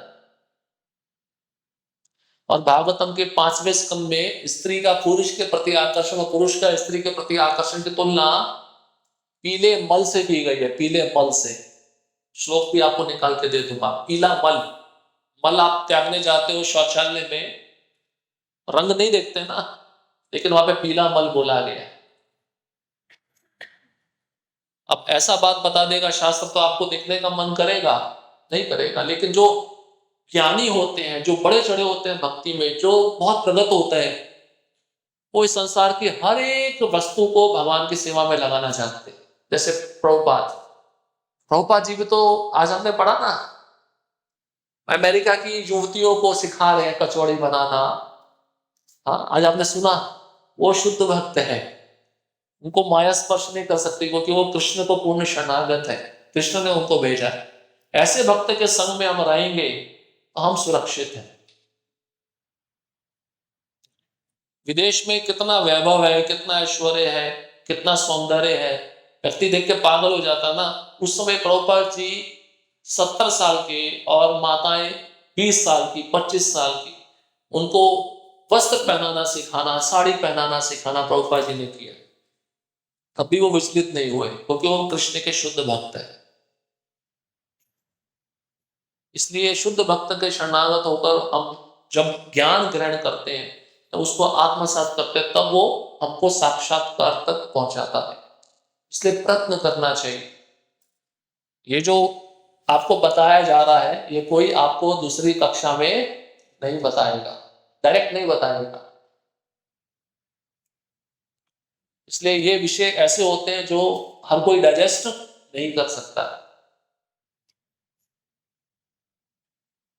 अब आगे कहते हैं, विभिन्न समाजों में अंत्येष्टि क्रिया के समय मनुष्य के शरीर से तरह तरह से बर्ताव किया जाता है। पारसी समाज सुना है? पारसी समाज, पारसी समाज में जलाया भी नहीं जाता, दफनाया भी नहीं जाता, उसको फेंक दिया जाता है। उसको चील गिद्ध कुत्ते आके खा लेते हैं उस शरीर को, उनका फीस्ट हो जाता है। हम फीस्ट खाते हैं ना गुलाब जामुन, हमारा भी कोई फीस्ट करेगा। कुत्तों के लिए हमारा शरीर फीस्ट है, पता है आपको? क्योंकि मनुष्य का मांस बहुत मुलायम होता है, उसको फाड़ना नहीं पड़ता ज्यादा। सूअर के मांस को फाड़ना पड़ता है, कष्ट करना पड़ता है, लेकिन मनुष्य का मांस आसानी से फटता है और मुलायम होता है, इसलिए उनके लिए फीस्ट है वो। पारसी समाज में ऐसे किया जाता है, या तो कुएं में फेंक दिया जाता है, मछलियां खाई जाती है, शरीर को जलाया भी नहीं जाता, दफनाया भी नहीं जाता, बाद में कंकाल मिलता है। कुछ समाजों में गिद्धों द्वारा शरीर को खा लेने दिया जाता है, ये उनका प्रक्रिया, अपना कस्टम है, अपना ट्रेडिशन है। हमारे जब तक आप हमारे वैदिक समाज में, हमारे सनातन धर्म में जब तक अग्नि नहीं दी जाती तब तक वो आत्मा भटकती रहती है, और उस अग्नि देने के बाद उसकी राख को गंगा जल में दिया जाता है, स्पर्श कराया जाता है, इतना पवित्र है वो जल। और जब तक राख को भी, अस्थियों को भी गंगा जल का स्पर्श नहीं मिलता तब भी वो भटकता रहता है। इस तुरंत ये क्रिया की जाती है। और ये लोग क्या करते हैं आप देखिए, पारसी समाज, पहले ईरान देश पूरा पारसी था, पूरा पारसी, लेकिन मुसलमानों ने कब्जा कर लिया, पारसी जो बचे थे वो भारत में आ गए, जिससे मनुष्य शरीर गिद्ध की विष्ठा बन जाता है। और स्वाभाविक है, तो शरीर जो खाया है गिद्धों ने, कुत्तों ने, चीलों ने, वो मल में बनेगा, मल ही निकलेगा।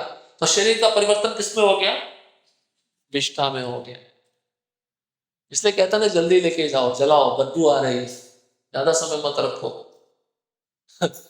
नई नई शादी हुई थी, पति पत्नी की हनीमून मनाने गए थे, अचानक से पति सो रहा था, उसको मौत हो गई। अब वो पत्नी रोई, भूत है, भूत है, भागो यहाँ से। उसने बाहर जाके फोन किया अभी तक आपका प्रेमी लग रहा था, अभी भूत लग रहा है, फिर मर गया ना, अब वो शरीर अच्छा नहीं लग रहा।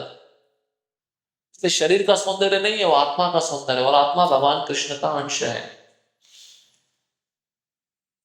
कभी कभी शरीर को ऐसे ही फेंक दिया जाता है, तब उसे छोटे छोटे कीड़े मकोड़े खा जाते हैं। देखा ना अवस्था, देखिए आप रख दो एक शरीर को, चींटियां आके खानी शुरू कर देगी, यहां से मांस फट जाएगा, और 1 महीने के बाद कंकाल बचेगा, कुछ भी नहीं बचेगा। किसी किसी समाज में मृत्यु के बाद शरीर को तुरंत जला दिया जाता है, जिससे वह भस्म हो जाता है। प्रत्येक दशा में यदि बुद्धिमानी के साथ शरीर की संरचना और इसके परे आत्मा के बारे में सोचा जाए तो शरीर का क्या महत्व है। अंतवंत इमे देहा नित्य नित्यस्योक्ता शरीरना। शरीर किसी भी क्षण नष्ट हो सकता है, किंतु आत्मा तो नित्य है। चलो ठीक है, शरीर व्याधियों का मंदिर है, बीमारियों का घर है, लेकिन सबसे बड़ा साधन है भगवत धाम जाने का, भजन करने का। इसलिए उसको उस सेवा में लगाओ। Best use of bad bargain ऐसा बोलते हैं। एक गलत वस्तु का अच्छा उपयोग कैसे किया जाए, शरीर से सीखना चाहिए। अच्छी वस्तु तो नहीं है, 9 द्वारों से क्या क्या निकल रहा है, लेकिन अच्छा उपयोग यह है कि भजन करके, माला करके, श्रवण करके भगवत धाम के लिए निकला जाए। यही इसका उपयोग है, इसका उपयोग और कुछ नहीं है।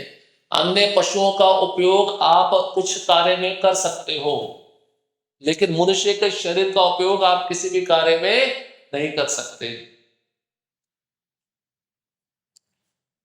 यदि मनुष्य अपने शरीर के प्रति आसक्ति त्याग कर आत्मा के प्रति आसक्ति बढ़ाए तो उसका जीवन सफल हो जाए, यह सोचने विचारने मात्र का विषय है। इसलिए हम भगवान कृष्ण के अंश हैं, और हमारा नित्य धर्म है भगवान कृष्ण की सेवा। ये हमारा ध्येय होना चाहिए, ये हमारा लक्ष्य होना चाहिए, बस। नहीं तो श्री संप्रदाय में वो कथा आती है ना, कैसे वो आसक्त था क्या मैं नाम भूल गया उसका। हाँ, धनुर्दास। वो बोलता है इससे सुंदर कोई वस्तु ही नहीं है संसार में, छतरी लेकर उल्टा चलता है, उतनी भीड़ होती है। भगवान रंगनाथ जी का विग्रह बाहर आता है, रामानुजाचार्य के शिष्य कीर्तन कर रहे होते हैं, रामानुजाचार्य दूर से देखते हैं, ऐसा विचित्र आदमी जीवन में कभी देखा नहीं। भगवान की पालकी आ रही है साक्षात, और ये उल्टा उस स्त्री का छतरी लेके उसको देख रहा है। बोले ऐसी आंखें आज तक कभी किसी संसार में है ही नहीं किसी की। तो रामानुजाचार्य यही बोले, इससे सुंदर आंखें मैं तुमको दिखा दूं तो इन आंखों को छोड़ दोगे। बोले नहीं दिखा सकते आप, दिखा दोगे तो छोड़ दूंगा, है ही नहीं। बोले तुम आ जाओ शाम को रंगनाथ जी के मंदिर में आओ और उनकी आंखें देखो, रंगनाथ भगवान की, बहुत सुंदर। असली आकर्षण भगवान का है, इसलिए उस आकर्षण के प्रति सारा संसार आकर्षित होता है, गोपियां आकर्षित होती है, हाँ, भगवान शिव आकर्षित होते हैं। वो सौंदर्य है देखने वाला। हमारा क्या सौंदर्य है जो हम आसक्त हुए पड़े एक दूसरे के बीच में। मुंह से क्या निकल रहा है, कान से क्या निकल रहा है, आंखों से क्या निकल रहा है, जनेंद्रियों से क्या निकल रहा है, बुधा से क्या निकल रहा है, ये बताने का आवश्यकता नहीं। अच्छा मशीन बनाया है, परफेक्ट बनाया है, इसको मेंटेन करो और भजन करते रहो, और मशीन में जंग ना लगे बस। इसको ठीक से आहार दो, और उसका कार्य यही है भगवान का भजन। भजन मतलब सेवा,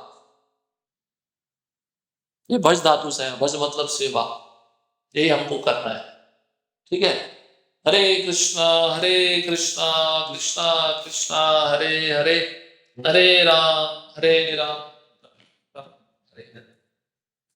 किसी का कोई प्रश्न, कोई टीका, कोई टिप्पणी?